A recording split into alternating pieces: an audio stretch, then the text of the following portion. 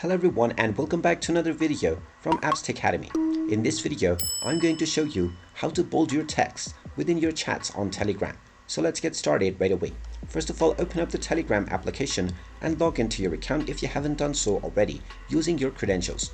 Now, after logging into your account, you will be taken into the home page from which you can directly start chatting with any user that you wish. Just tap on the user to which you want to send your bold message, and then within the message box, go ahead and type in your message first of all.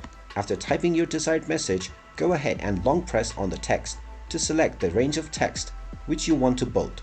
Once you select the text range, tap on the three dots that appear on top of the text, and now you will find various different options. You can simply tap on the bold option and this will translate your text into a bold text.